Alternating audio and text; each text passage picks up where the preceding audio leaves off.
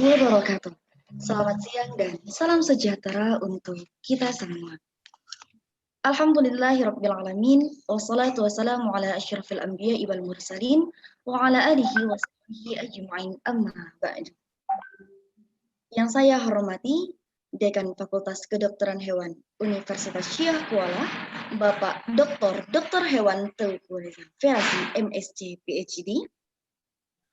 Pemateri webinar pada siang hari ini, Bapak Dr. Hewan Arif Ervana, Ketua Badan Eksekutif Mahasiswa Fakultas Kedokteran Hewan Kakanda Arianto Saputra, seluruh petinggi UKM, serta panitia pelaksana Kakanda Mala Piranti Anurza. Perkenalkan, nama saya Nurul Sakina Azhar selaku Master of Ceremony dalam acara visi Veterinary Integrity and Skill Improvement tahun 2020 yang diselenggarakan oleh Badan Eksekutif Mahasiswa Fakultas Kedokteran Hewan Universitas Syiah Kuala.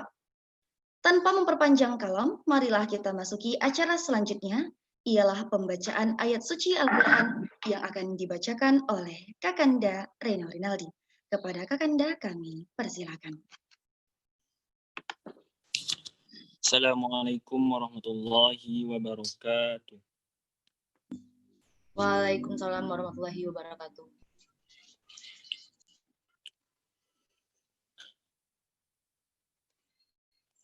A'udzu billahi minasyaitonir rajim.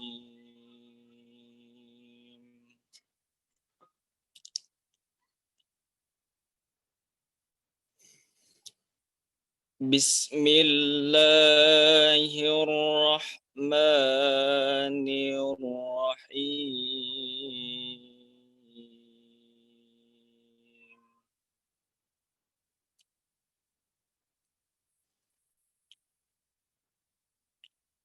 وَلَقَدْ آتَيْنَا لُقْمَانَ الْحِكْمَةَ أَنِ اشْكُرْ لِلَّهِ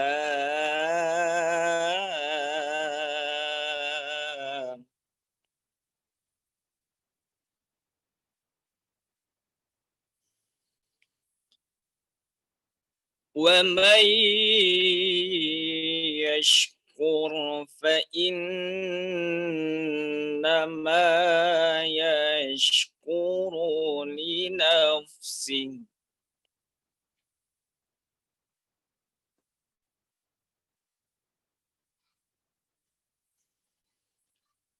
وَمَنْ كَفَرَ فَإِنَّ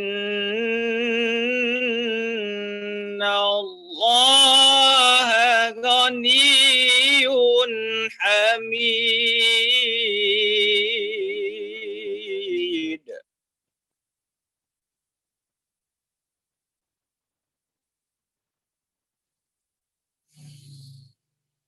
وَإِذْ قَالَ لُقْمَانُ لِابْنِهِ وَهُوَ يَعِظُهُ يَا بُنَيَّ لَا تُشْرِكْ بِاللَّهِ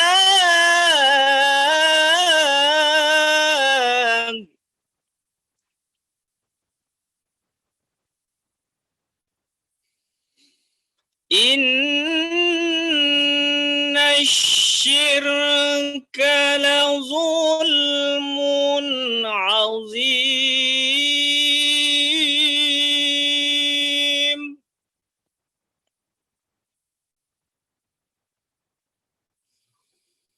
وَوَصَّيْنَا الْإِنسَانَ بِوَالِدَيْهِ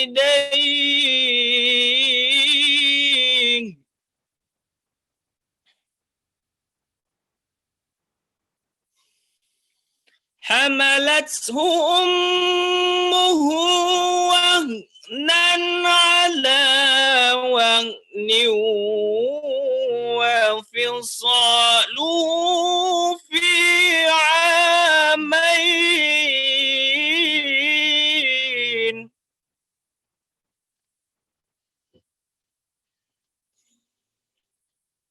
وفصاله في عامين أن اشكر لي ولوالديك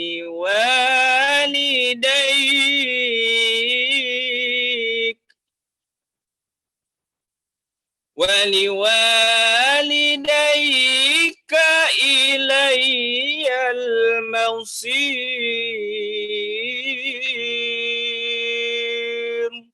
صدق الله العظيم.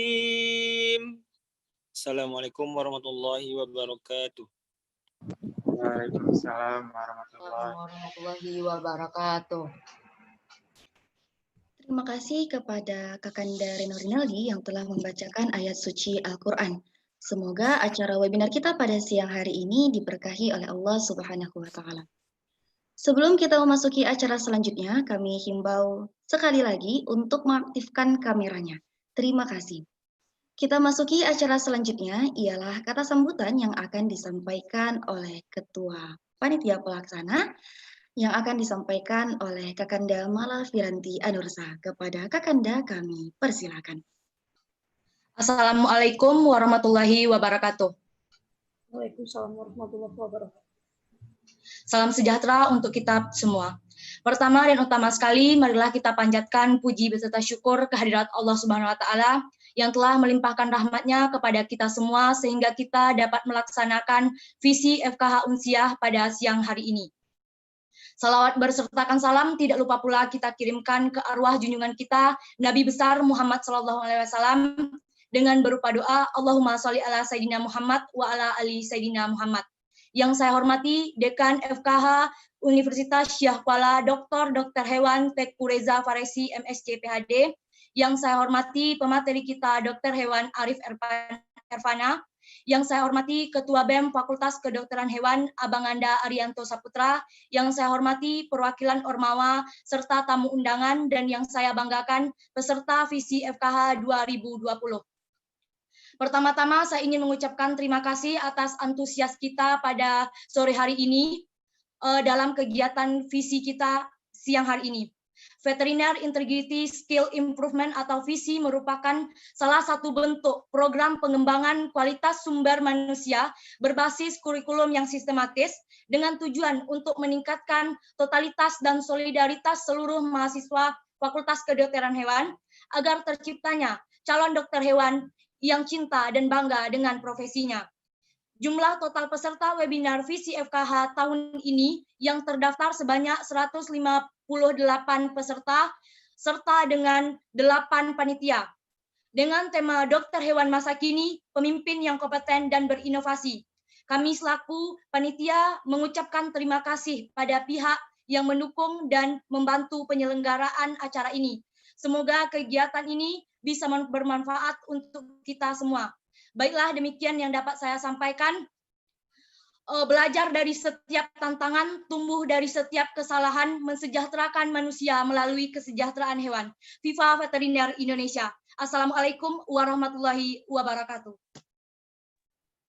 Waalaikumsalam warahmatullahi wabarakatuh. Baiklah, kita masuki acara selanjutnya, ialah kata sambutan yang akan dibawakan oleh Ketua BEM Fakultas Kedokteran Hewan Universitas Syah Kuala yang akan disampaikan oleh Kakanda Arianto Saputra. Kepada Kakanda kami persilakan. Baik, terima kasih. Bismillahirrahmanirrahim. Assalamualaikum warahmatullahi wabarakatuh. Selamat siang semuanya. Waalaikumsalam warahmatullahi wabarakatuh. Puji syukur kepada Allah yang telah memberikan kita rahmat dan karunia-Nya sehingga pada kesempatan yang berbahagia ini kita masih diberikannya waktu, kesehatan, maupun kekuatan untuk dapat berhadir dalam rangkaian acara BEM Fakultas Kedokteran Hewan ini dan sekaligus sebagai PC IMAKAHI Indonesia gitu kan, perwakilan di Unsiah itu yaitu Unsiah sendiri. Oke, salawat dan salam kita kirimkan ke ruh junjungan alam Nabi Muhammad SAW dengan untaian doa Allahumma sholli ala Muhammad wa ala ali Muhammad. Yang terhormat ayahanda kita di kampus tercinta, di kampus Ungu, Bapak Dekan, Dr. Hewan Teku Reza Faresi MSc PhD. Kemudian teman-teman undangan semuanya yang telah menyempatkan waktunya untuk hadir di acara kali ini, serta seluruh peserta yang saya banggakan dan yang saya sangat atau tamu spesial kali ini yaitu pemateri kita Dr. Hewan Arif Ervana yang kali ini sebagai narasumber di acara visi IMAKAH ini. Oke, tidak banyak yang ingin saya sampaikan untuk sambutan kali ini. Untuk pertama, terima kasih kepada panitia yang sangat bersusah payah dari sebulan lalu gitu sudah mempersiapkan acara ini. Dan saya sangat bangga dengan panitia, sudah semangatnya luar biasa gitu walaupun kita sekarang secara daring. Kemudian terima kasih juga kepada Bapak Dekan yang telah memberikan waktunya untuk kesempatan kali ini dan teman-teman semuanya. Harapan kami di acara visi kali ini, yaitu ini sebenarnya bukan visi yang pertama gitu. Sebenarnya visi selalu kita laksanakan di FK kita, tetapi kita tidak mengetahui apa itu visi itu sendiri gitu kan. Jadi intinya untuk visi inilah mengimprove skill-skill kita, terutama di dunia kedokteran hewan ini. Makanya kami dari BMFK itu melaksanakan kegiatan ini supaya nanti harapannya, terutama ini bagi mahasiswa baru, supaya nanti tidak canggung gitu kan, atau sangat antusias gitu dengan kegiatan-kegiatan yang ada di kampus kita gitu. Jangan sampai semangat organisasinya hilang itu. Itu yang kami harapkan salah satunya. Kemudian harapan kami juga mudah-mudahan acara kita ini dapat berjalan dengan lancar sampai selesai nantinya. Mungkin itu saja yang dapat saya sampaikan. Mudah-mudahan bermanfaat dan terima kasih untuk semuanya. Wabillahi taufiq wal hidayah. Assalamualaikum warahmatullahi wabarakatuh. Waalaikumsalam warahmatullahi wabarakatuh. Baiklah, kita masuki acara selanjutnya, ialah kata sambutan yang akan disampaikan oleh Dekan Fakultas Kedokteran Hewan Universitas Syekh Kuala, yang akan dibawakan oleh Bapak Dr. Hewan Teguh Reza Firasi, MSc PhD. Kepada Bapak kami persilakan.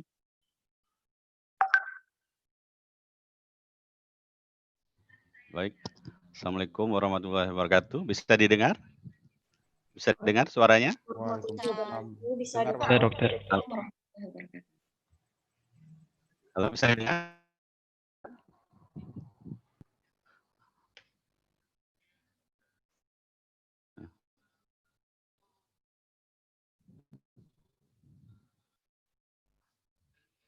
Halo, bisa didengar suara saya?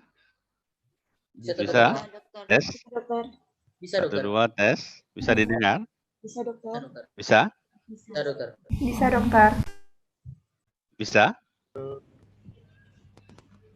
Halo, bisa ya? Oke, baik. Assalamualaikum warahmatullahi wabarakatuh. Syukur alhamdulillah kehadirat Allah Subhanahu wa taala yang mana atas berkat rahmat hidayahnya kita semua bisa menghadiri acara yang diperkaresi oleh BEM FKH Unsyah dengan sangat baik beserta seluruh tim. Mudah-mudahan semua dalam keadaan sehat walafiat, selalu dalam lindungan Allah Subhanahu wa taala. Jangan lupa pula salawat dan salam kepada junjungan kita Nabi Muhammad SAW yang telah membawa kita dari alam jahiliyah ke alam yang penuh dengan ilmu pengetahuan. Adik-adik sekalian, ini mohon maaf saya juga sambilan ini ada rapat satu lagi juga di fakultas. Di atas undangan ini saya mencoba memenuhi undangan ke acara ini. Saya mengucapkan selamat atas pelaksanaan visi ini, Veterinary Integrity Skill, Integrity Skill Improvement ya, yang sudah dirancang dengan sangat baik dan tadi pembukaan juga sudah sangat baik. Saya mengucapkan selamat atas pelaksanaan kegiatan ini dan berharap semuanya bisa mengikuti dengan baik dan memperoleh manfaat dari kegiatan tujuan pelaksanaan kegiatan ini. Barangkali saya tidak banyak menyampaikan, nanti tentu saya tadi sudah melihat dengan Ketua BEM, untuk persiapan pakar baru, mudah-mudahan semua bisa partisipasi, menyambut kehadiran adik-adik baru kita dengan semangat, manjada wajada, dan welcome to all problem solver. Ya. Jadi kegiatan ini merupakan salah satu media untuk kita menyegarkan diri meskipun dalam suasana pandemi, kita selalu terhubung dengan media daring ini. Baik, sekali lagi saya mengucapkan selamat dengan mengucapkan Bismillahirrahmanirrahim. Kegiatan visi ini kita buka dengan resmi. Billahi taufiq wal hidayah. Assalamualaikum warahmatullahi wabarakatuh. Saya kembalikan kepada MC ya. Makasih. Assalamualaikum. Baiklah, acara selanjutnya ialah pembacaan doa yang akan dibawakan oleh Kakanda Reno Rinaldi. Kepada Kakanda kami persilakan. Assalamualaikum warahmatullahi wabarakatuh. Waalaikumsalam warahmatullahi wabarakatuh. A'udzu billahi minasy syaithanir rajim. Bismillahirrahmanirrahim. Alhamdulillahi rabbil alamin. Assalatu wassalamu ala asrafil anbiya'i wal mursalin wa ala alihi wa sahbihi rasulillahi ajma'in. Allahumma shalli ala sayyidina Muhammad wa ala ali sayyidina Muhammad. اللهم اغفر لنا ذنوبنا ولوالدينا وارحمهما كما ربيانا صغيرا ولجميع المسلمين والمسلمات والمؤمنين والمؤمنات الأحياء منهم والأموات برحمتك يا أرحم الراحمين. اللهم إنا نسألك سلامة في الدين وعافية في الجسدنا وزيادة في علمنا وبركة في رزقنا وتوبة قبل الموت ورحمة عند الموت ومغفرة بعد الموت. اللهم هون علينا في سكرات الموت والنجاة من النار والعفو عند الحساب. اللهم اهدنا الصراط المستقيم يا الله، صراط الذين أنعمت عليهم غير المغضوب عليهم ولا الضالين. ربنا هب لنا من أزواجنا وذرياتنا قرة أعين واجعلنا للمتقين إماما. ربنا آتنا في الدنيا حسنة وفي الآخرة حسنة وقنا عذاب النار. وصلى الله على سيدنا محمد وعلى آله وصحبه رسول الله أجمعين. سبحان ربك رب العزة عما يصفون والسلام على المرسلين والحمد لله رب العالمين.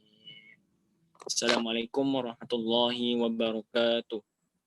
Waalaikumsalam warahmatullahi wabarakatuh. Dengan berakhirnya pembacaan doa tadi, maka berakhir pula lah acara formal kita pada siang hari ini. Saya Nurul Sakin Azhar selaku Master of Ceremony dalam acara visi pamit undur diri dan acara saya serahkan kepada moderator. Baik, terima kasih kepada Saudari Nurul Sakinah Azhar. Assalamualaikum warahmatullahi wabarakatuh. Selamat siang, salam sejahtera untuk kita semua. Penghormatan saya kepada Dekan Fakultas Kedokteran Hewan Universitas Syahkuala, Dr.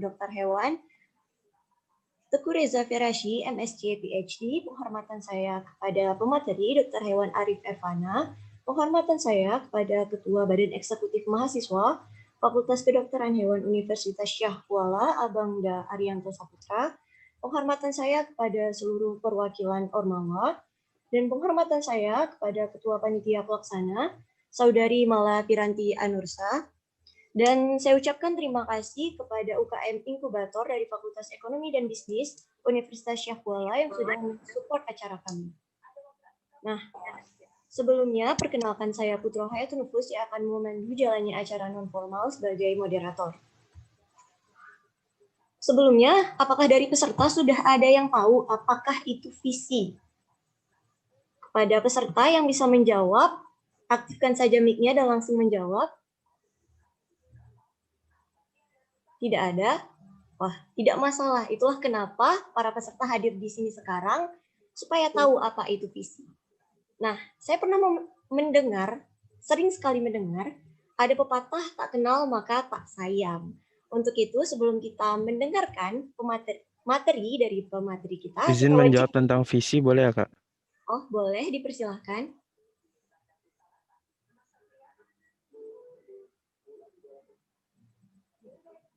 Putra Rizky Wahyu, dipersilahkan. Visi adalah tujuan, masa depan, dan cita-cita yang ingin dilakukan oleh kita.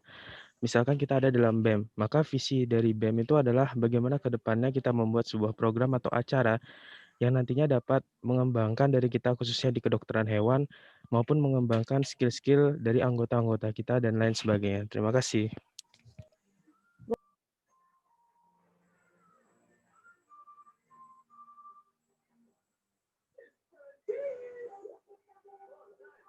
Saudara Putro, mohon di-unmute dulu ya. Maaf. Nah, secara garis besar sudah dapat ya pengertian visinya, namun kita akan menggali lebih dalam apa itu visi bersama Dr. Hewan Arif Ervana. Dr. Hewan Arif Ervana merupakan autor dari buku Mimpi Kepemimpinan Profesi Dr. Hewan. Beliau juga merupakan CEO dan owner dari penerbit VIP CV Veterinary Indie Publisher.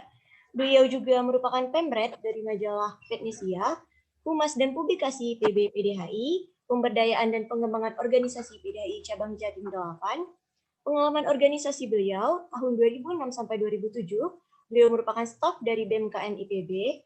2007 sampai 2008, beliau merupakan staf dari Himpro Ruminansia FK IPB, juga merupakan staf dari IMAKAI Cabang FK IPB. Tahun 2008 sampai 2009, beliau merupakan ketua dari Himpro Ruminansia FK IPB, juga kepala bidang kaderisasi IMAKAI Cabang FK IPB, founder dan direktur dari program visi. Tahun 2009 sampai tahun 2010, beliau merupakan manajer HRD Bisnis dan Kemitraan dari BMKN IPB. Beliau merupakan founder dan direktur dari program Entrepreneurship Development Unit. Beliau juga merupakan founder dan koordinator dari IPB Entrepreneur Community. Pengalaman kerja beliau di tahun 2010 sampai 2011, beliau tergabung dalam tim enumerator Indonesian Dutch Partnership on Highly Pathogenic Avian Influenza Project. Tahun 2012 sampai 2017, beliau merupakan Marketing Manager East Area PT IPB Shigeta Animal Pharmaceutical. Dan beberapa judul tulisan beliau yang dimuat di media massa atau media cetak, yang pertama ada Menanti Peran Aktif PDHI, yang kedua KKNI, Kabar Gembira bagi Insan Veteriner Indonesia, yang ketiga Investasi SDM Dr. Hewan Indonesia, yang keempat Manpower Planning. Dan buku yang sudah beliau terbitkan yang pertama sekali ada Mimpi Kepemimpinan Profesi Dr. Hewan sebagai author, dan pada buku yang berjudul Fundamental Dairy Farming beliau sebagai co-writer. Nah, sungguh luar biasa pengalaman perjalanan hidup beliau. Untuk itu, saya harap peserta sekalian dapat mendengarkan secara seksama penyampaian materi dari beliau. Langsung saja penyampaian materi dari Dr. Hewan Arif Ervana, dipersilahkan. Iya, tes suara saya kedengaran? Terdengar, dokter? Ya, terima kasih Putro, dokter. Putro, ya. Oke, bismillahirrahmanirrahim. Sebelum saya mulai, rekan-rekan mungkin pernah mendengar ada sebuah quote dari seorang ulama besar yang pernah cukup terkenal lah di Indonesia. Saya kira kita semua mengenal nama ini, yaitu Dr. Yusuf Al-Qaradawi. Beliau pernah mengatakan, jika kita ingin melihat masa depan suatu bangsa, maka lihatlah pemudanya hari ini gitu. Nah, atas dasar itulah rasanya tidak terlalu muluk-muluk ketika saya juga mengatakan, jika kita ingin melihat masa depan profesi dokter hewan, maka lihatlah mahasiswanya hari ini. Salam dari saya untuk kita semua. Assalamualaikum warahmatullahi wabarakatuh. Alhamdulillahirabbil alamin, puji syukur kehadirat Allah, salawat serta salam senantiasa tercurah kepada junjungan kita Nabi Muhammad Rasulullah Shallallahu Alaihi Wasallam. Yang saya hormati Bapak Dekan FKH Unsiah, Pak Dr. Teguh Reza, masih ada kan ya? Ya. Yang saya banggakan teman-teman sekalian, salam kenal dari saya. Saya adalah ya tadi sudah diperkenalkan, tapi izinkan saya memperkenalkan diri kembali. Nama saya Arif Ervana. Saat ini saya aktivitas di usaha saya sendiri. Salah satunya adalah penerbit VIP, CV Veterinary Indie Publisher, tadi juga sudah disebutkan. Kemudian saya juga sedang mengemban amanah profesi, kalau boleh saya bilang, amanah profesi sebagai pemimpin redaksi majalah Vetnesia, media komunikasi dokter hewan Indonesia.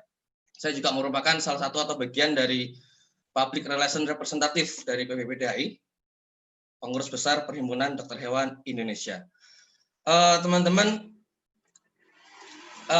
sebelum saya sampai ke slide, sampai ke materi, saya ingin mengatakan kepada Anda bahwa ya saat ini saya sedang melihat masa depan profesi dokter hewan, insya Allah 100 orang peserta, ketika mungkin yang lainnya sedang tertidur pulas siang-siang seperti ini, apalagi di tempat saya sedang mendung hujan, waktu yang sangat enak sekali untuk bermimpi. yang sesungguhnya, tapi 100 orang ini ya semoga mewakili ya bahwa saya sedang melihat masa depan profesi dokter hewan. Dan saya ingin mengatakan kepada Anda semua bahwa Anda adalah orang-orang yang beruntung. Anda adalah orang-orang yang terpilih. Anda adalah orang-orang yang punya cita-cita yang mulia karena menggeluti profesi yang mulia. Karena ingin menggeluti profesi yang mulia. Profesi dokter hewan adalah profesi yang mulia tentu saja. Untuk itu saya ucapkan selamat. Teman-teman, hari ini saya diminta oleh panitia untuk menyampaikan soal kepemimpinan. Betul ya, tapi saya tidak akan menceritakan teori-teori kepemimpinan. Izinkan saya untuk bercerita bagaimana kita membangun kepemimpinan di level mahasiswa dengan program visi atau Veterinary Integrity and Skill Improvement. Next, slide berikutnya, boleh?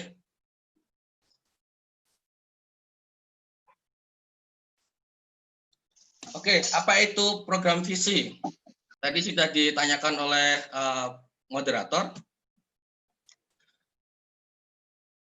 Visi atau Veterinary Integrity and Skill Improvement merupakan sebuah sistem pengkaderan sistematis milik IMAKAHI. Ini frasa yang baru saja saya tambahkan karena selama ini ketika saya menjelaskan tentang visi, frase ini tidak ada. Karena ketika kemarin saya beberapa kali diminta untuk bicara soal visi, teman-teman IMAKAHI pun kok rasanya belum begitu memiliki tentang untuk program visi ini. Jadi saya tambahkan frase milik IMAKAHI. Jadi visi adalah sebuah sistem pengkaderan sistematis milik IMAKAHI yang dijalankan dengan menggunakan konsep pembinaan dan pelatihan modern untuk menanamkan nilai-nilai kepemimpinan dan pemahaman keprofesian secara menyeluruh. Next.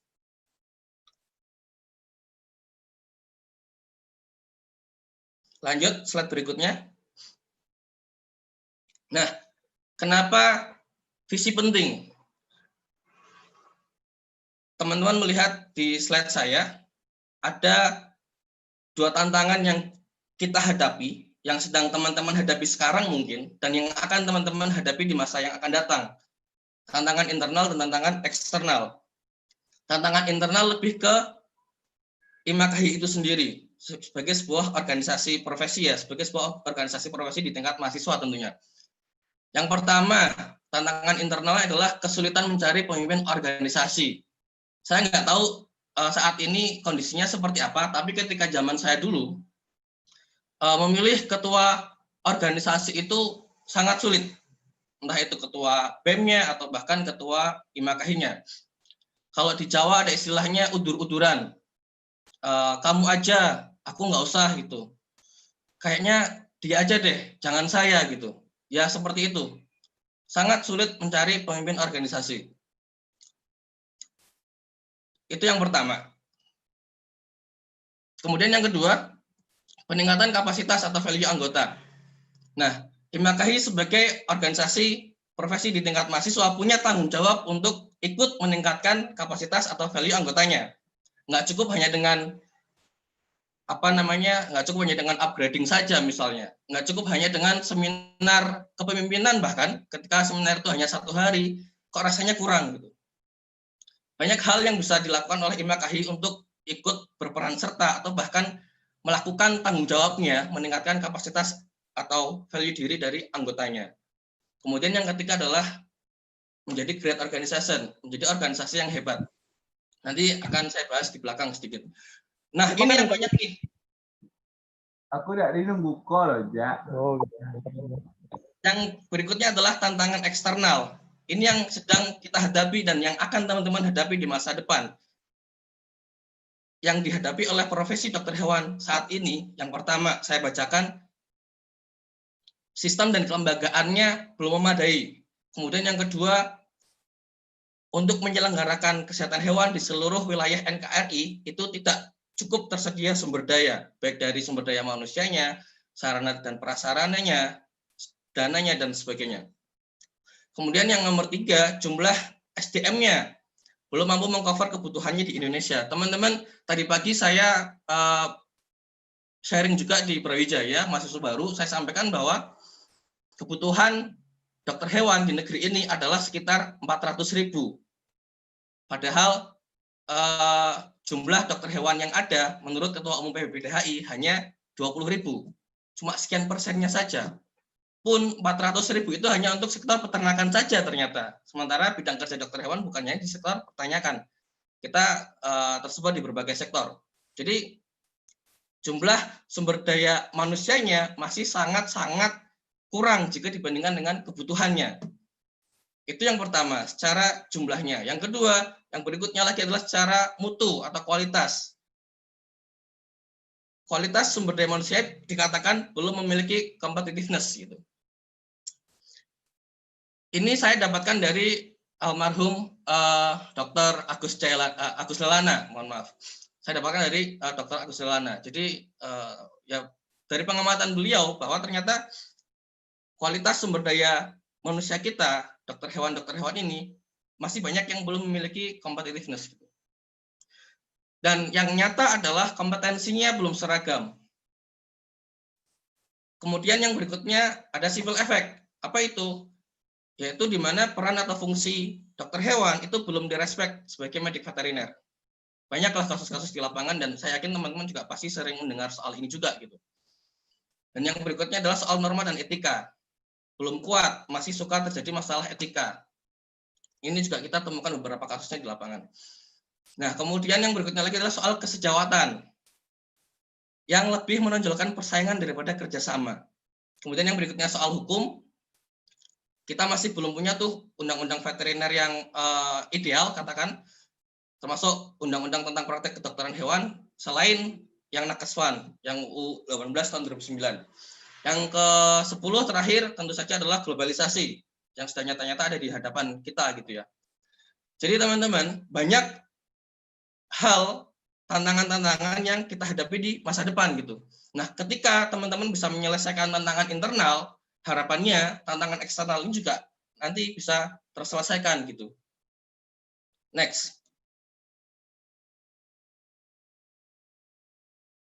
Slide berikutnya, boleh? Nah, ini sedikit perjalanan saya, tadi juga sudah disampaikan di profil singkat. Saya masuk IPB tahun 2006, artinya itu tahun kepengurusan organisasi mahasiswa 2006-2007. Saya gabung pertama kali di BMKM IPB. Jadi di IPB itu ada namanya, ya di semua fakultas juga ada, di semua universitas juga ada, mohon maaf. Ada BEM pusat, ada BEM fakultas begitu ya. Jadi kalau di IPB, BEM pusat namanya BMKM IPB. BEM Keluarga Mahasiswa IPB. Tahun pertama saya di kampus, saya gabung di BMKM IPB. Kemudian tahun kedua saya masuk ke FKH, karena kebetulan sistemnya waktu itu kami mendapatkan jurusan kami ketika tahun kedua. Sehingga tahun kedua di kampus saya baru masuk ke FKH, otomatis di tahun kedua itu karena baru masuk fakultas, saya mengabdi sebagai staf. Jadi saya memilih Himpro waktu itu, Himpro Ruminansia, dan kemudian di IMAKAI IPB sebagai staf tentu saja. Nah, yang saya rasakan ketika di IMAKAI tahun itu, saya juga sudah cerita kemana-mana, saya kira juga junior-junior saya sudah banyak yang tahu juga, dan inilah yang kemudian menjadi cikal bakal kemudian kenapa ada program visi. Jadi saya 1 tahun sebagai staf di IMAKAI waktu itu, merasa tidak mendapatkan apa-apa gitu. Padahal kita ketika ingin berkontribusi dalam sebuah organisasi, ketika kita bergabung dalam sebuah organisasi bahkan kita kan pengennya dapat sesuatu ya, dapat pengalaman, dapat ilmu, dapat macam-macam lah, apalagi baru staff begitu kan, pasti pengen dapat sesuatu yang lebih begitu. Sementara pada tahun itu saya mendapatkan kebalikannya. 1 tahun kepengurusan teman-teman, saya hanya terlibat dalam dua kali event, 2 kali acara di bidang kaderisasi waktu itu, yaitu open recruitment dan makrab. Selebihnya kosong, tidak ada apa-apa. Nah, kemudian mau masuk ke tahun kepengurusan yang berikutnya, saya berkomunikasi dengan sekjen kami waktu itu, Mas Andi. Ini cerita sejarah visi. Jangan sampai kemudian junior-junior saya mengalami apa yang saya alami gitu. Padahal IMAKAI ini punya potensi yang sangat besar sekali.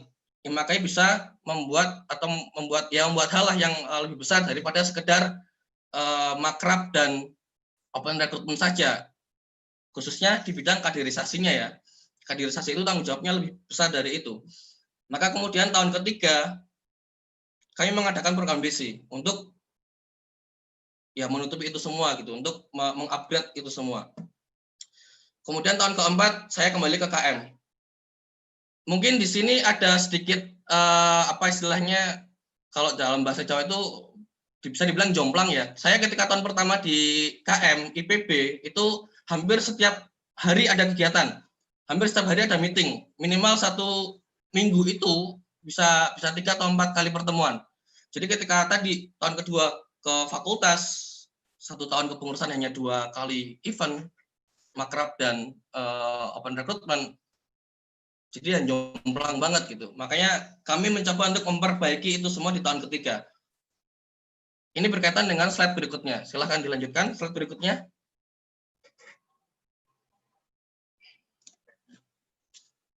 Nah, teman-teman, ada 3 prinsip dasar dalam kita berorganisasi. Yang pertama, sesungguhnya tidak ada satupun organisasi di dunia ini yang mampu memuaskan seluruh anggotanya. Ini yang saya alami di tahun kedua, ketika saya masuk IMAKAHI tahun pertama, ya kan? Saya kecewa dengan IMAKAHI dan saya memaklumi pada akhirnya karena memang sesungguhnya tidak ada satupun organisasi di dunia ini yang mampu memuaskan seluruh anggotanya. Kita boleh kok kecewa sama organisasi, itu boleh. Tinggal bagaimana kita meresponnya. Bagaimana kita merespon kekecewaan itu? Apakah kita meresponnya dengan cara yang negatif? Apakah kita meresponnya dengan cara yang positif? Merespon dengan cara yang negatif, misalnya kita jadi jadi tidak mau terlibat lagi, misalnya kita jadi malas ikut organisasi, misalnya gitu, dan sebagainya. Yang mana ketika kita merespon dengan negatif, maka ya sudah, nggak akan ada sesuatu yang terjadi, nggak baik untuk kita, nggak baik juga untuk organisasinya. Organisasi juga tidak akan berubah, gitu kan? Maka kecewa boleh, tapi responlah dengan respon yang positif. Saya sering mengatakan kepada junior-junior saya, ketika Anda tidak mendapatkan apa yang Anda harapkan di tahun pertama Anda ketika di organisasi, maka buatlah, ciptakanlah apa yang belum Anda dapatkan itu ketika Anda memimpin di organisasi itu, supaya junior-junior Anda tidak merasakan kekecewaan yang sama gitu. Jadi lakukan perbaikan ketika Anda memimpin gitu. Itu respon yang positif contohnya. Kemudian prinsip yang kedua, membangun great organization berarti membangun great people.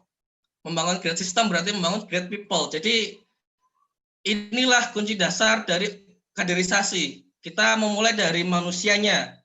Memulai dari manusia, kemudian faktor-faktor lainnya di luar itu akan secara otomatis mengikuti.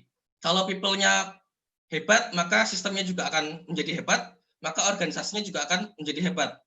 Nah, kita mencoba untuk mentransformasi IMAKAHI pada saat itu dari organisasi yang biasa-biasa saja menjadi organisasi yang luar biasa.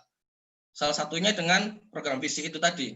Kemudian yang ketiga, prinsip yang ketiga adalah ketika kita masuk atau ikut dalam satu organisasi, maka harus ada peningkatan nilai diri. Peningkatan nilai diri itu maksudnya begini, teman-teman, ketika misalnya baru gabung ke IMAKAHI atau ke BEM, itu nilai diri teman-teman adalah misalnya 3 atau 5. Nah, ketika teman-teman sudah selesai kepengurusan, sudah lulus dari BEM atau IMAKAHI, harusnya nilai diri teman-teman sudah bertambah. Mungkin menjadi 8 atau mungkin menjadi 10 gitu. Harusnya seperti itu. Nah, aset yang baik adalah yang terus berkembang. Kalau tahu tanah, harganya selalu naik. Sekarang apa? Emas, harganya selalu naik. Itu contoh-contoh aset. Dan manusia bagi sebuah organisasi adalah aset. Slide berikutnya. Next.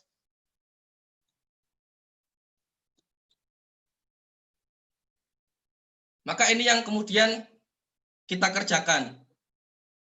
Setiap organisasi, dalam hal ini saya membahas IMAKAHI, dia punya bidang kaderisasi, dan tugas atau tanggung jawab dari bidang kaderisasi adalah untuk perbaikan internal dari sisi sumber daya manusianya. Gitu. Menempatkan manusia dalam kurung anggota sebagai aset utama organisasi. Sedangkan selebihnya hanya sebatas alat. Even visi itu hanya sebatas alat, teman-teman. Visi itu alat. Alat untuk apa? Untuk meningkatkan kapasitas anggota IMAKAHI gitu.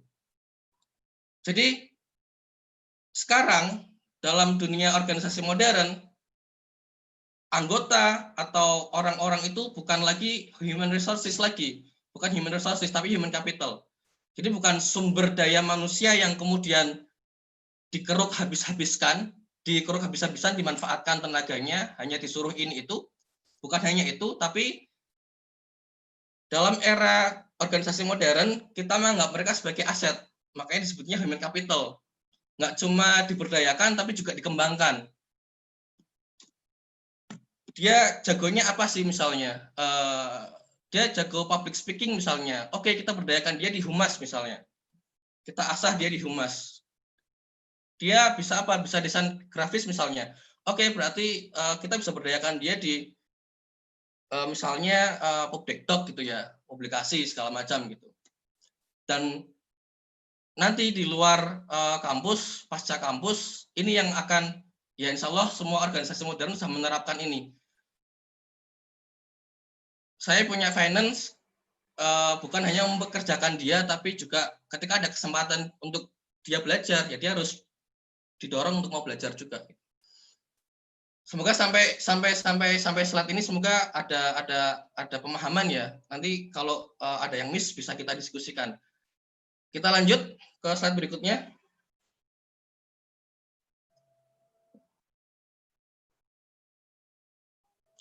Nah, pendidikan dan pelatihan adalah jalannya. Teman-teman pemimpin itu tidak bisa lahir dari katakanlah satu hari seminar kepemimpinan di sebuah ruangan yang megah, itu nggak bisa. Harus ada proses yang berkelanjutan. Itulah kenapa visi dirancang beberapa kali pertemuan, beberapa kali pendidikan dan pelatihan. Bahkan ketika visi angkatan pertama tahun 2009 itu, dari bulan Mei sampai Desember itu hampir setiap bulan ada kegiatan. Hampir setiap bulan ada event.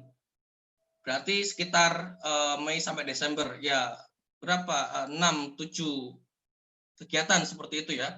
Kegiatan-kegiatan apa aja? Ada kuliah keprofesian. Kita mencoba untuk memberikan pemahaman seputar keprofesian. Ini pun teman-teman bisa gali, karena soal keprofesian kan banyak sekali ya. Dari mulai sejarah sampai dengan update-update kekinian, termasuk bidang kerja dokter hewan itu bisa digali di sini. Kalau memang waktunya cukup, sejarah itu harus disampaikan. Sejarah dokter hewan di Indonesia. Kenapa? Karena ketika kita memahami sejarah, maka kita akan bangga dengan profesi kita, begitu. Kemudian yang berikutnya ada kunjungan lapang, company visit. Kemudian ada AMT.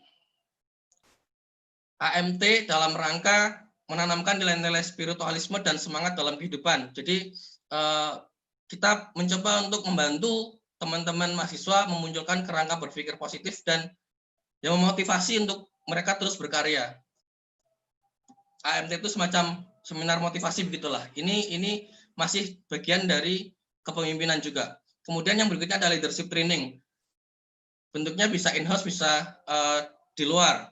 Waktu zaman saya 2009 itu kami melaksanakan leadership training secara in-house dan kemudian ada outbound. Kemudian visi diakhiri dengan evaluasi atau post-testnya. Jadi ide dasarnya adalah selain 3 prinsip dasar berorganisasi tadi, ide dasarnya adalah kepemimpinan itu tidak bisa dibentuk dalam 1 hari 1 malam. Jadi harus dibuat proses pendidikan dan pelatihan yang terstruktur, berencana, dan sistematis. Ya, udah kayak politikus aja. Makanya ada yang namanya kurikulum. Makanya kemudian dalam definisi visi seperti yang disebutkan oleh ketua panitia tadi, ada kata-kata sistematis. Karena memang kita rancang gitu. Dalam 1 tahun kepengurusan ini, apa saja yang ingin pengurus berikan, atau apa saja yang ingin bidang kaderisasi khususnya berikan kepada mahasiswa, khususnya anggota IMAKAHI atau BEM, agar mereka bisa meningkat value dirinya. Next, ke slide berikutnya.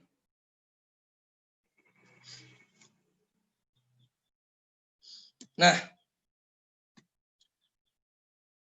ketika dulu kami selesai melaksanakan visi angkatan pertama, manajemen visi mencoba untuk mendata dari sekian alumni yang sudah lulus program visi angkatan pertama itu, berapa orang sih yang kemudian menjadi ketua organisasi, entah itu ketua BEM, entah itu ketua IMAKAHI, entah itu ketua Himpro, dan sebagainya, dan sebagainya. Kemudian kita mendata berapa orang sih yang menjadi kepala bidang, kemudian berapa orang sih yang masih aktif berorganisasi gitu. Kenapa? Bukan soal, oh ini alumni visi harus menguasai LK, bukan seperti itu. Kami hanya ingin memastikan bahwa ketika mereka menerima amanah kepemimpinan, setidaknya mereka bisa mengaplikasikan apa yang sudah mereka pelajari selama 1 tahun kepengurusan sebelumnya di visi. Gitu. Karena kami tahu banget apa yang kami sampaikan di visi itu apa saja, kemudian harapannya apa. Sehingga kita punya harapan nih ketika kemudian alumni-alumni visi itu mendapatkan amanah kepemimpinan, entah itu sebagai ketua atau kepala bidang, kita punya harapan ada perbaikan di tingkat fakultas untuk semua organisasinya. Slide berikutnya, next.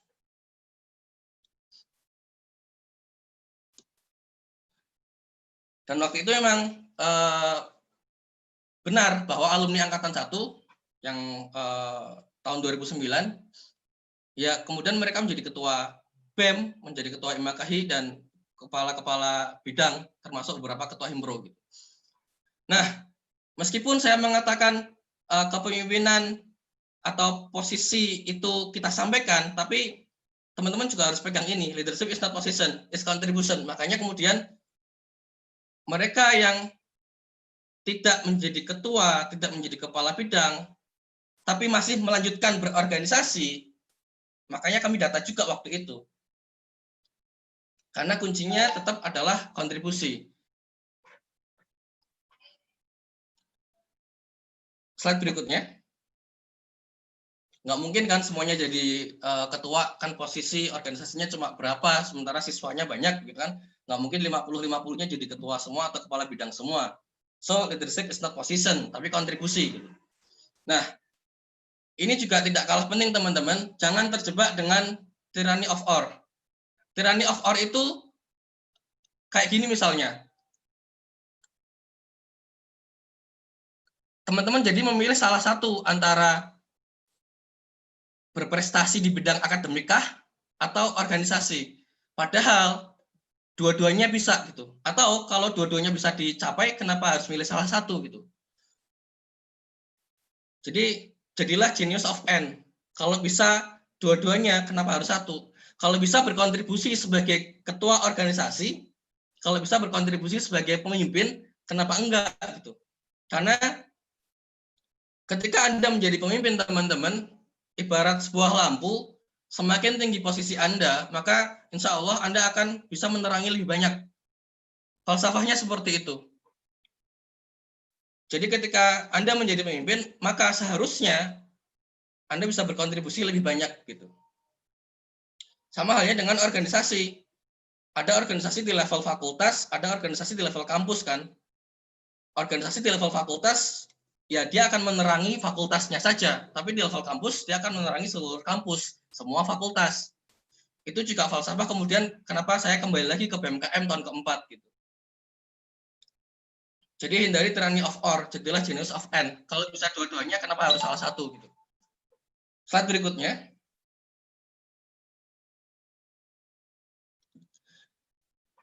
Ini quote yang sering saya sampaikan juga, termasuk yang saya muat juga di buku saya. Kita menyadari bahwa sesungguhnya diri ini banyak kekurangan, tapi inti perjuangan adalah konsistensi kita dalam memberikan kontribusi terbaik sejauh kemampuan yang kita miliki. Next, slide berikutnya.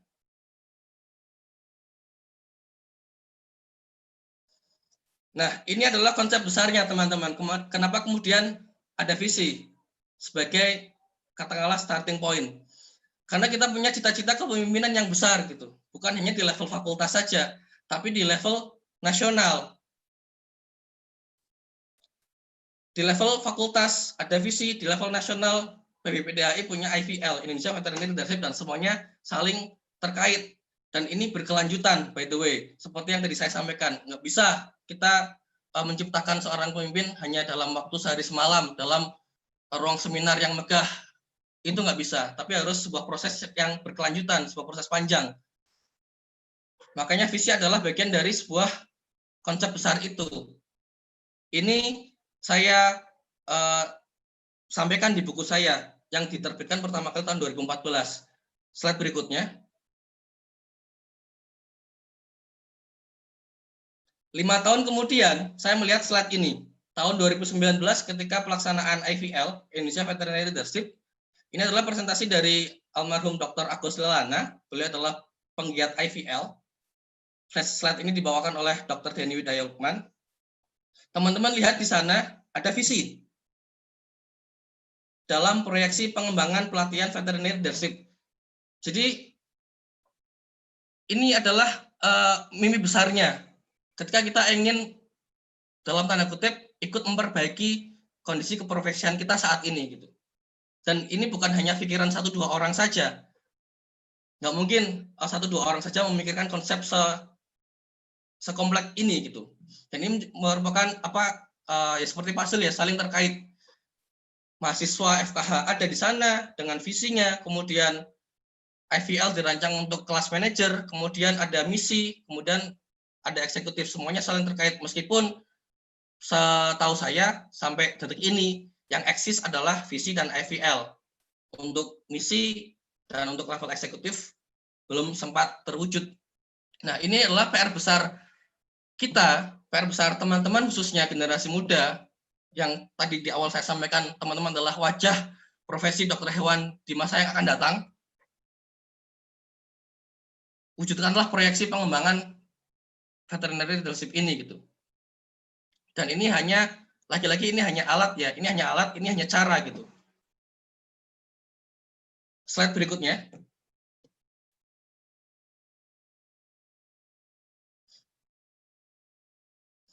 Oke, jadi fundamental berpikirnya ada di dalam buku ini. Teman-teman yang mungkin sudah punya bukunya, saya kira sudah tahu apa yang disampaikan dalam buku itu. Saya mengutip lagi-lagi kata Dr. Agus Lelana almarhum.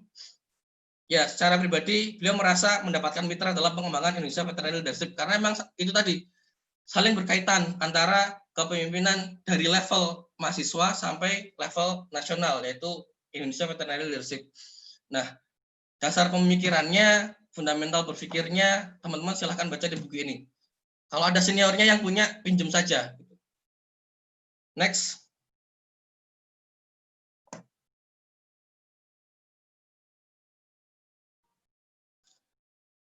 Ini adalah dokumentasi visi angkatan pertama tahun 2009. Yang sebelah kiri atas adalah manajemen visi angkatan pertama. Ada 11 orang sebenarnya. Di sana ada di foto ada 10. Yang satu nggak ikut waktu itu, tapi tim manajemen visi waktu itu ada 11 orang. 11 orang dengan 50 siswa. Yang ingin saya sampaikan adalah manajemen itu nggak perlu banyak-banyak sebenarnya sih. Tapi nggak tahu 11 itu termasuk banyak atau tidak. Tapi dalam kurun waktu itu, 11 orang sebagai panitia itu termasuk sedikit jika dibandingkan dengan event-event lainnya. Bahkan seminar yang 1 hari pun panitianya jumlahnya puluhan gitu kan. Jadi ya bagaimana kita membuat tim kita efektif begitu kan. 11 orang menangani 50 orang pun bisa gitu. Dan itu adalah rangkaian foto-foto kegiatannya. Ada kuliah keprofesian, ya duduk aja di dalam ruangan kuliah seperti biasanya begitu kan. Ada outbound, ada leadership training yang duduk di lantai itu lagi games ya kan, leadership training, game-game kepemimpinan. Dan gambar sebelah kiri bawah adalah visi nasional ketika waktu itu teman-teman dari Fakultas Kedokteran Hewan lainnya berkunjung ke FKIPB. Saya lupa acara Mukernas atau Munas. Nah, kami masukkan visi nasional di sana gitu supaya teman-teman dari fakultas lain juga ikut merasakan visi seperti apa sebelum kemudian ini diimplementasikan di fakultas-fakultas mereka. Nah, saya mengucapkan terima kasih ini kepada, saya menyebutnya para perintis visi ya, dari tahun 2010 sampai 2020 sudah 1 dekade lebih visi ikut berkontribusi untuk mengembangkan kapasitas mahasiswa kedokteran hewan, dan ya semoga ini menjadi amal jariah untuk kita semua. Lanjut, slide berikutnya. Sudah selesai saya kira, slide terakhir. Oke, itu saja yang ingin saya sampaikan. Kalau ada pertanyaan, mari kita perbanyak diskusi. Kalau ada yang private, boleh di email. Kalau punya Facebook atau Instagram, silahkan berteman dengan saya di Facebook atau Instagram juga. Terima kasih. Kurang lebihnya mohon maaf. Saya tutup dulu. Wassalamualaikum warahmatullahi wabarakatuh. Waalaikumsalam warahmatullahi wabarakatuh. Baik, terima kasih kepada Dr. Hewan Arif Ervana yang sudah membagikan pengalamannya dan juga menjelaskan kepada kita apa itu visi dan bagaimana kita menjalankan visi tersebut. Saya yakin saudara-saudara sekalian, teman-temanku sekalian, sudah memiliki banyak pertanyaan di dalam kepalanya untuk dituangkan, untuk kemudian menuai jawaban. Untuk itu, saya persilahkan bagi yang ingin bertanya, silakan aktifkan mic-nya dan langsung bertanya.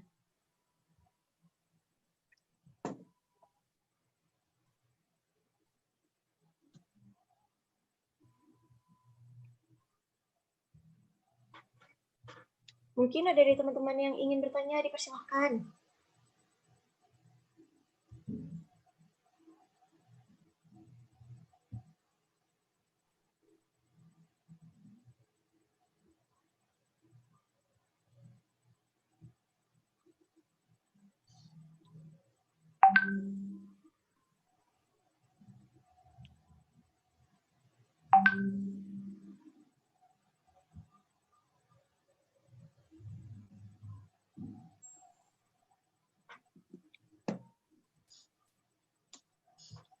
Kalau di Unsia sudah berapa angkatan visinya?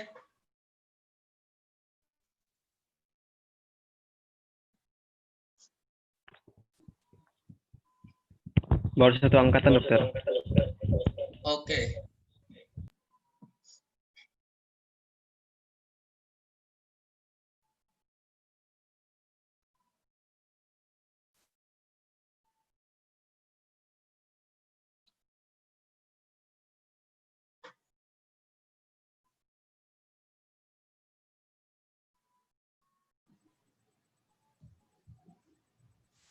Izin bertanya, moderator. Iya, dipersilahkan. Langsung saja ya, moderator. Iya, langsung saja. Baik, Assalamualaikum warahmatullahi wabarakatuh.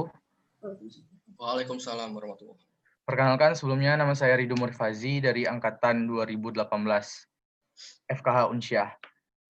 Sebelumnya saya mengucapkan terima kasih kepada seluruh panitia, Mala Firantia Nursa dan teman-teman yang telah menyelenggarakan visi pada tahun ini dengan sangat baik. Dan saya juga mengucapkan terima kasih kepada pemateri, Dr. Hewan Arif, yang telah meluangkan waktunya untuk memberikan materi yang cukup baik pada siang hari ini. Baik, pertanyaan saya yaitu mengenai penyampaian tadi dari dokter bahwa dari segi hukum aja kita tidak memiliki undang-undang veteriner yang ideal atau yang bisa melindungi ataupun bisa menjaga otoritas kita sebagai profesi dokter hewan. Yang saya ketahui juga bahwa Undang-Undang Nomor 18 Tahun 2009 yang hanya menjelaskan tentang otoritas veteriner.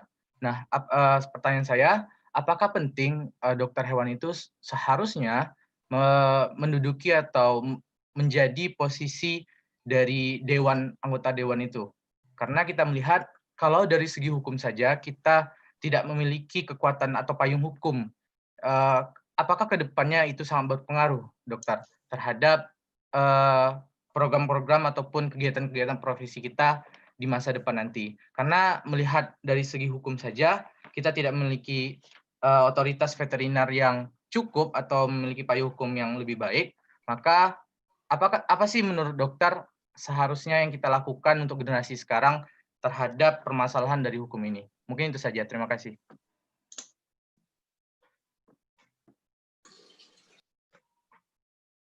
Langsung dijawab? Boleh, dokter. Oke, ya, Ridho Murifazi, pertanyaan yang sangat baik sekali, sangat visioner, panjang ya. Jadi kita melihat jauh ke depan. Penting nggak sih? Saya kira penting untuk ada kolega-kolega atau mungkin nanti teman-teman ketika sudah menjadi dokter hewan, kalau emang ada kesempatan untuk bisa masuk ke dalam sebuah sistem pengambil kebijakan, maka ikutlah di sana gitu. Kenapa kita selalu kalah dalam tanda kutip ya, atau lambat karena banyak yang menghambat kita untuk berkembang. Kita tahu ini negara hukum, semuanya ditetapkan dengan undang-undang. Ketika jumlah kita sedikit di ranah pengambil kebijakan, ya itulah yang terjadi gitu. Sementara kelompok sebelah, karena juga fakultasnya sangat banyak sekali di negeri ini, ya kan, SDM-nya banyak, otomatis yang masuk ke parlemen juga banyak, pengambil kebijakannya juga banyak, begitu ya. Ya kita kalah terus gitu.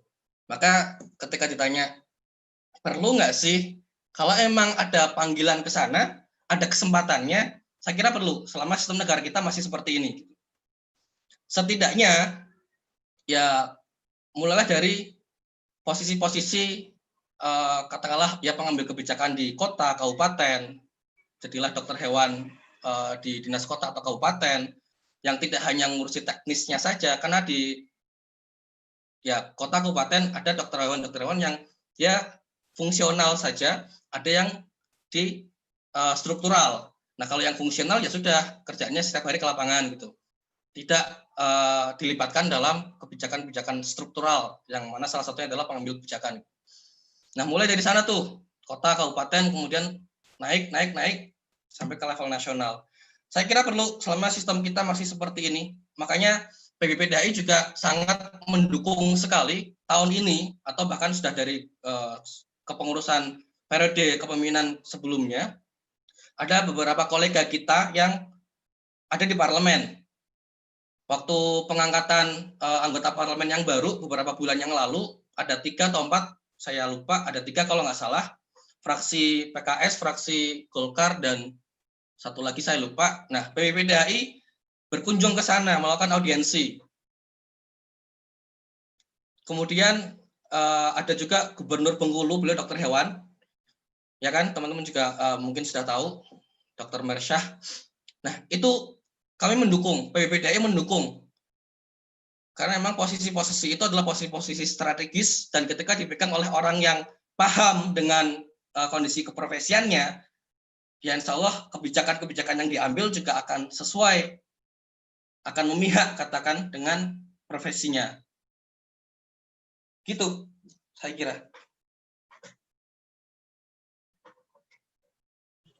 Baik, terima kasih dokter. Ada lagi pertanyaan dari Urfa Amira, mungkin ada kendala jaringan sehingga saya bacakan saja dokter. Tadi disebutkan tentang nilai diri, menurut dokter, bagaimana cara kita menentukan berapa nilai diri kita? Aspek apa saja yang perlu diperhatikan? Terima kasih dokter. Oke, nilai diri kita menilainya masing-masing ya. Kita menilainya masing-masing. Saran saya, taruhlah di nilai yang paling rendah, sehingga teman-teman tidak berhenti untuk belajar gitu. Ketika teman-teman, sebaliknya ya, ketika teman-teman sudah merasa nilai diri saya sudah tinggi, sudah cukup, teman-teman akan berhenti belajar, dan itu berbahaya sekali. Katakanlah misalnya begini, saya tadi pagi sampaikan di Brawijaya ada 10 skill menurut survei dari World Economic Forum tahun 2019. Yang pertama adalah complex problem solving, yang kedua adalah critical thinking, yang ketiga creativity, yang keempat people management, yang kelima kemampuan berkoordinasi, yang keenam kemampuan menganalisa dan memutuskan sesuatu, yang ketujuh kecerdasan emosional, yang kedelapan service oriented, yang kesembilan negosiasi, yang kesepuluh fleksibilitas kognitif. Silahkan cek dari 10 poin itu, teman-teman merasa kurang di mana? Seberapa advance kah teman-teman? Masih kurangkah, middle kah, atau sudah merasa expert? Kalau saran saya, selalulah merasa kurang untuk agar kita terus belajar seperti itu. Jadi begitu Mbak Urfa, kita nilai sendiri skill-skill apa saja sih yang kita ingin kita nilai, kemudian ketika kita gabung di organisasi, apa yang meningkat seperti itu. Saya termasuk introvert sebenarnya, saya tidak bisa bicara di depan umum, Nah, itu perubahan yang saya rasakan ketika saya gabung di organisasi salah satunya. Kita mulai belajar dari memimpin rapat yang cuma 5-10 orang, kemudian berbicara di depan kelas yang mungkin 100 orang, sampai saya di tahun keempat melalui BMKM berdiri di panggung wisuda, gedungnya namanya GWW. Teman-teman kalau pernah ke IPB mungkin tahu gedung wisudanya. Di situ ada 3.000 audiens, 2.000 atau 3.000 audiens. Itu yang saya sampaikan salah satu contoh dari nilai diri yang selalu meningkat gitu. Dalam hal misalnya public speaking aja. Nah, 10 poin yang tadi saya sampaikan dari World Economic Forum itu teman-teman bisa dapatkan ketika teman-teman aktif di organisasi. Kita belajarnya di mana lagi kalau bukan di organisasi? Nggak mungkin belajar di kelas. Nggak ada itu diajarin. Jadi ya aktiflah di kegiatan-kegiatan kemahasiswaan, ikutilah organisasi. Maka insya Allah nilai dirinya akan meningkat. Gitu. Mungkin itu. Baik dokter, terima kasih. Ada pertanyaan lagi dokter dari Sylvia Irawati. Bagaimana cara seorang mahasiswa yang belum memiliki pengalaman dan skill bisa mengikuti organisasi, sedangkan saat penerimaan anggota kebanyakan seleksinya dilihat dari pengalaman organisasi sebelumnya dan skill yang dimiliki. Sekian dokter. Oke. Kalau zaman saya dulu, kami tidak melihat latar belakang organisasi sebelumnya ya. Artinya dia di SMA aktif di mana sih? Iya nggak? Kalau memang maksudnya seperti itu. Kalau memang dia ketika SMA-nya sudah aktif di OSIS katakanlah atau pramuka atau mungkin paskibraka, itu pasti menjadi nilai plus. Tapi ketika memang dia tidak punya latar organisasi sebelumnya, kalau zaman saya dulu kita tetap terima kok gitu. Karena dengan dia mendaftar saja artinya dia punya niatan untuk berkontribusi ya, harapannya seperti itu. Tapi ketika dia punya pengalaman organisasi sebelumnya ya itu nilai plus bagi seniornya untuk oh ini anak punya pengalaman organisasi sebelumnya. Atau kemudian tadi disebutkan apa, dia punya skill apa, itu juga nilai plus sebenarnya. Ketika saya menempatkan seseorang di PDD, di publikasi, itu kenapa? Itu karena dia punya skill desain grafis. Udah itu doang gitu. Karena dia punya skill desain grafis, ya udah kamu megang publikasi aja gitu. Ketika dia senang ngomong misalnya, oke, kamu jadi humas. Seperti itu. Jadi itu balik lagi seorang leader juga harus bisa memilih dan menempatkan anggotanya sesuai dengan kapasitasnya gitu. Meskipun dia anggota baru yang statusnya katakanlah baru mau belajar atau biasanya kalau tanya kenapa gabung ke sini mau cari pengalaman gitu. Nggak masalah, ketika emang kita menempatkan diri di posisi yang tepat, ya percepatan dalam peningkatan nilai diri yang ada dalam dirinya itu akan terjadi. Insya Allah seperti itu.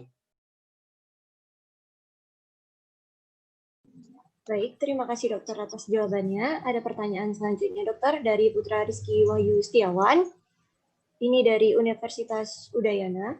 Bagaimana kita bisa mengimplementasikan nilai diri kita tadi sehingga ke depannya dapat menyadarkan kita agar selalu berusaha untuk meningkatkan berbagai soft skill atau meningkatkan kelebihan yang kita punya.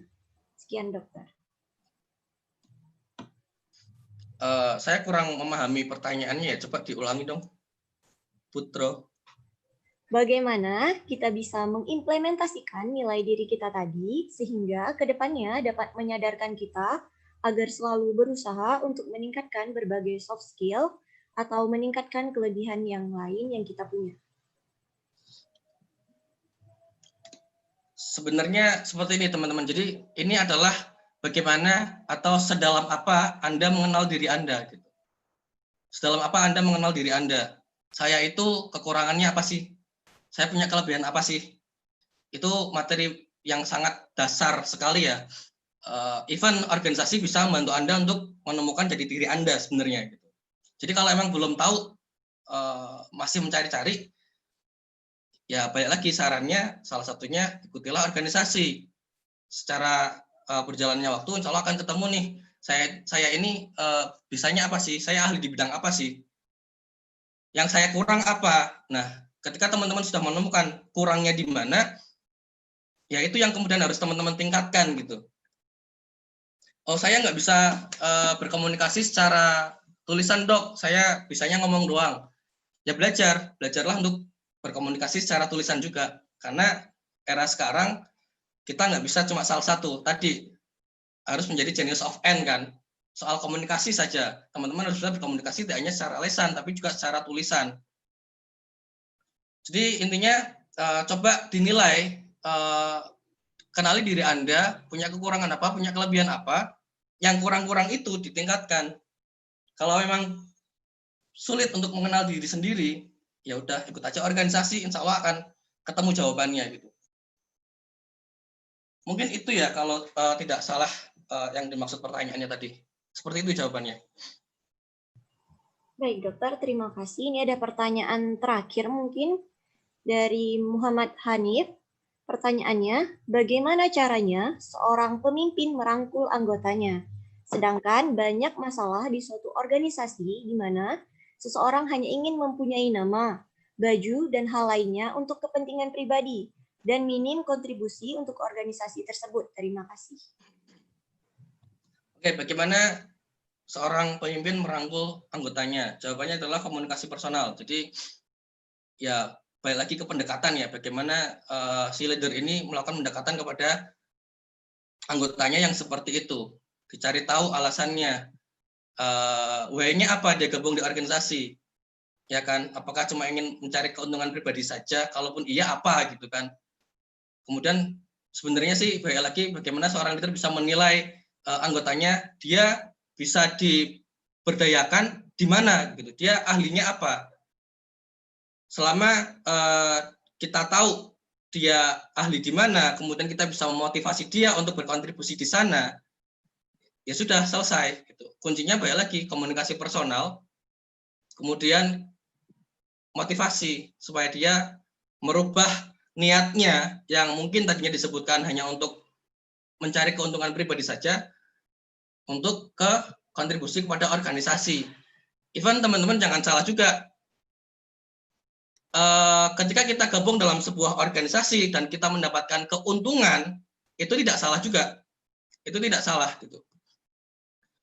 Selama porsi kontribusinya lebih besar daripada keuntungan yang didapatkan. Karena kenapa?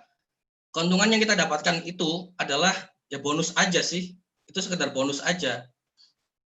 Saya banyak dapat hal dari IMAKAHI. Kalau boleh mengatakan. Dan saya yakin teman-teman alumni IMAKAHI, teman-teman saya, senior-senior saya, ketika ditanyakan hal yang sama, mereka juga akan menjawab seperti itu. Saya mendapatkan banyak hal dari IMAKAHI. Sudah banyak hal yang saya dapatkan dari IMAKAHI. Dan itu tidak masalah begitu. Karena seperti yang tadi saya sampaikan juga, kita itu sebagai manusia, sebagai orang, people di organisasi, kita itu aset. Dan kita punya hak untuk bertumbuh gitu. Kita bukan bukan HR ya, human resources yang hanya dikeruk saja, atau katakanlah ibarat lilin dimanfaatkan saja, tapi kita tidak mendapatkan sesuatu. Jadi sosok lah. Yang penting pastikan niatnya adalah berkontribusi. Ketika Anda dapat sesuatu, katakanlah itu keuntungan, yaitu hanya bonus saja, dan pasti akan dapat sih. Karena the more you give, the more you receive. Semakin Anda banyak memberi, maka semakin banyak juga akan Anda terima. Itu prinsip.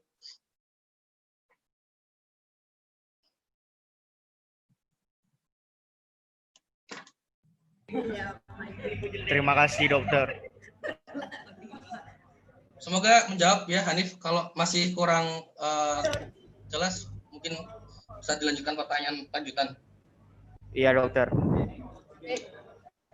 Baik dokter, terima kasih atas jawabannya. Sebelumnya ada pesan dari dekan kami, Dr. Arif. Terima kasih atas pencerahannya untuk mahasiswa FK Unsiah, FIPA Veteriner. Semoga banyak mahasiswa FK Unsiah setelah ini mengirim tulisan ke Peknesia. Amin. Terima kasih Dr. Reza. Baik, ini pertanyaan terakhir dokter sebelum kita menutup sesi tanya jawab. Ini dari Iwan Beri Prima. Kenapa aktivis mahasiswa termasuk IMAKAHI dan BEM FKH ketika sudah lulus jarang aktif di PDHI? Iwan Beri Prima, mahasiswa FK Unsiah.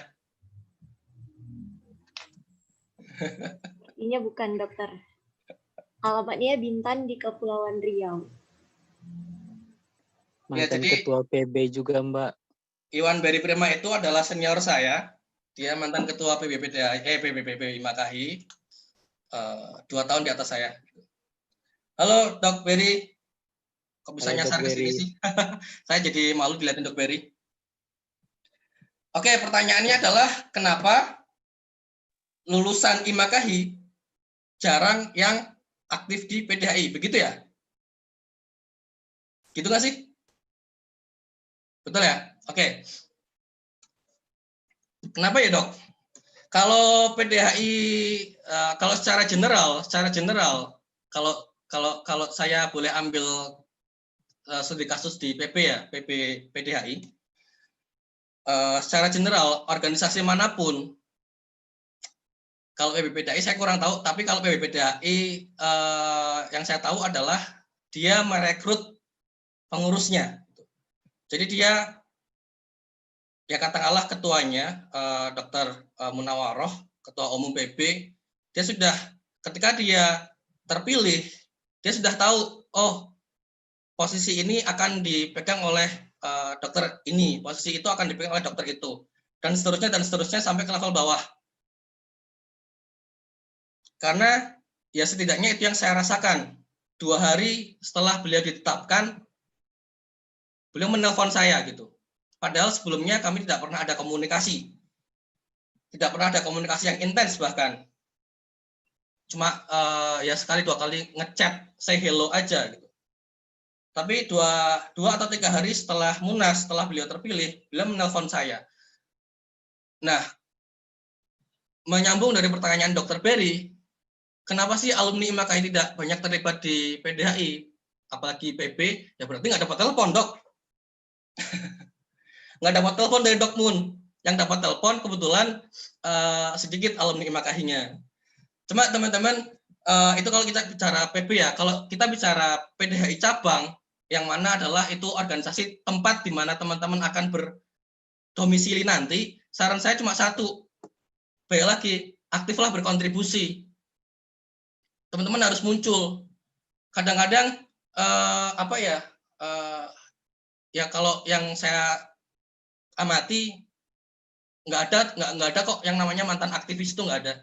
Teman-teman lihat Dr. Beri sampai sekarang masih jadi aktivis begitu kan. Dulu aktivis IMAKAHI, sekarang aktivis di PDHI.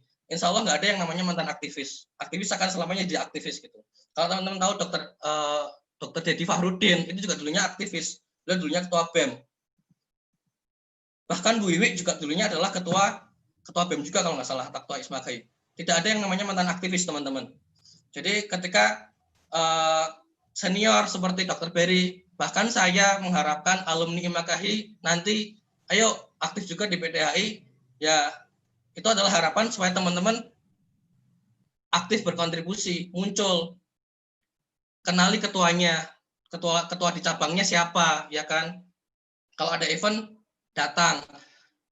Ada event lagi, datang. Insya Allah sih pengurus itu memperhatikan siapa aja nih anggota yang event teman-teman baru lulus, baru datang ke daerah itu, baru pulang kampung, katakanlah, ketika teman-teman aktif pasti akan dinotis sama ketua atau pengurus cabang.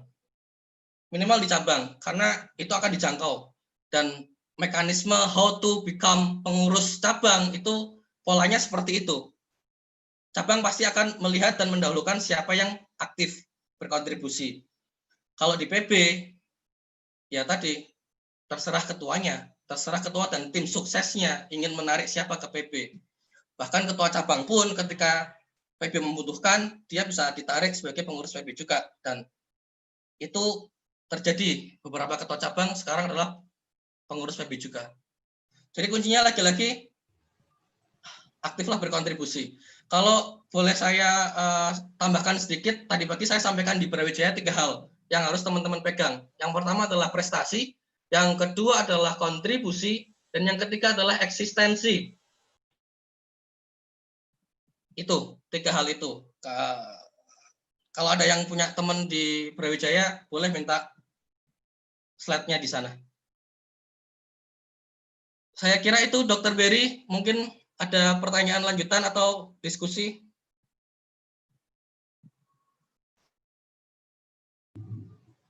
Baik, terima kasih kepada Dr. Arif. Untuk Dr. Berry, mungkin ada yang ingin disampaikan lagi, Dokter? Ya, mumpung ya saya kira kesempatan ya karena ada Dr. Berry di sini, saya kira Dr. Berry bisa memberikan sepatah dua patah kata juga untuk adik-adik kita ini. Dr. Berry ini orang sibuk loh. Jadi sayang kalau tidak diberi waktu untuk menyampaikan sepatah dua patah kata. Bagaimana, Dokter?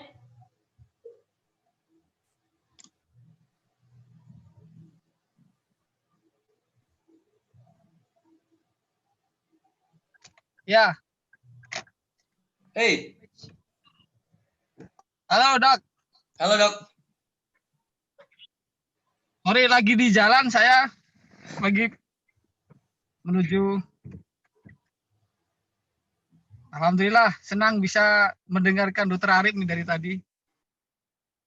Mudah-mudahan kita semua dalam memperjuangkan profesi, dalam belajar, diberikan kesehatan semua. Amin.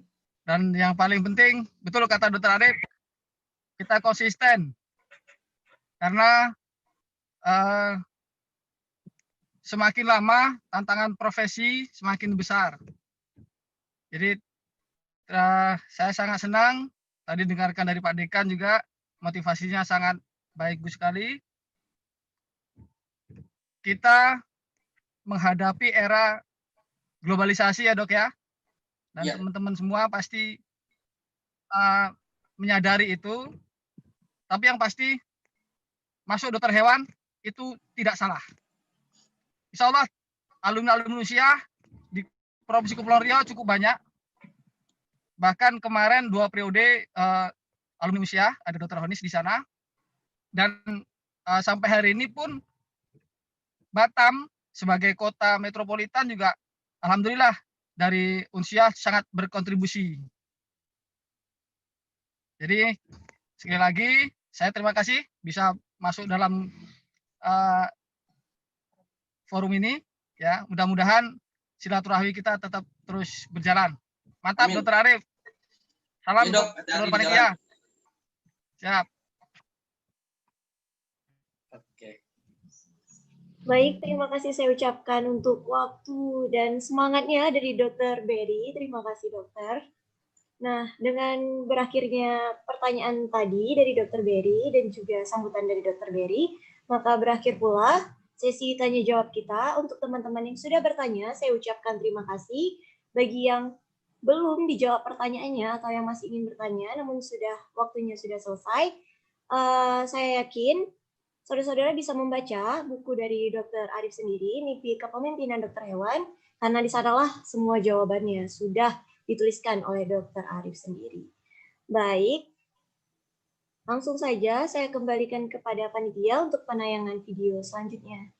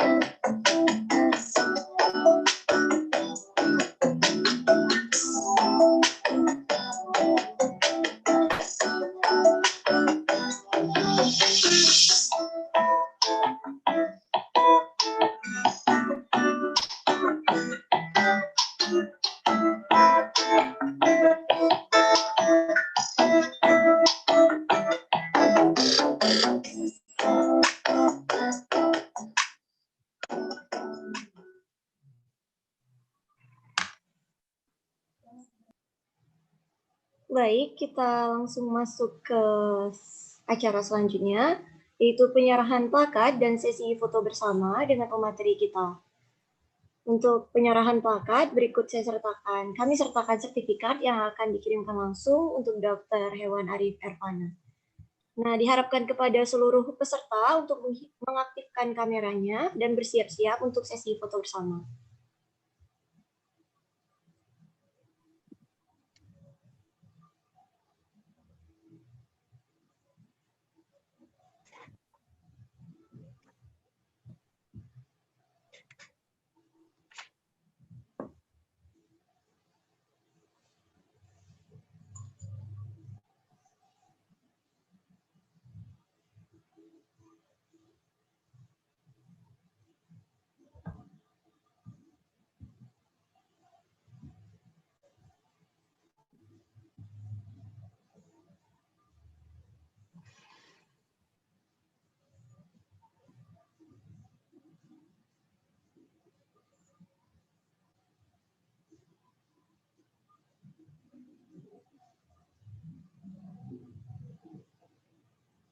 Baik, saya ulangi untuk peserta harap menghidupkan kameranya terlebih dahulu dan kemudian bersiap-siap untuk sesi foto bersama.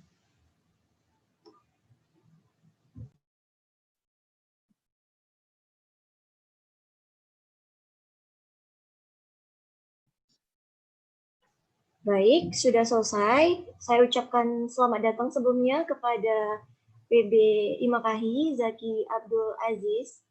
Selamat datang. Dan selanjutnya, saya akan tutup acara ini. Baik. Terima kasih sebelumnya kepada Bapak Dekan yang sudah hadir, untuk PB Imakahi juga, untuk Ketua BEM, dan terkhususnya untuk Dr. Hewan Arif Ervana sebagai pemateri kita, undangan yang paling spesial. Baik, saya sebagai moderator mohon undur diri, lebih dan kurang saya mohon maaf. Wabillahi taufiq wal hidayah. Assalamualaikum warahmatullahi wabarakatuh. Waalaikumsalam warahmatullahi wabarakatuh. Terima kasih dokter. Terima kasih dokter. Terima kasih, semoga Terima bermanfaat. kasih dokter. Terima kasih panitia. Terima kasih dokter. Terima kasih dokter. Terima kasih dokter. Diharapkan untuk mengisi kuesioner yang akan dibagikan melalui grup WA, dan saya akan umumkan untuk yang mendapatkan door prize dari panitia sebagai 3 orang teraktif yang kami nilai. Untuk yang pertama, door prize atas nama Putra Rizky Wahyu Setiawan, diharapkan kembali menghubungi panitia ya. Kemudian Saudara Rido Murifazi, kembali menghubungi panitia. Dan Saudari Urfa Amira. Selamat untuk 3 pemenang door prize. Silahkan menghubungi panitia. Terima kasih.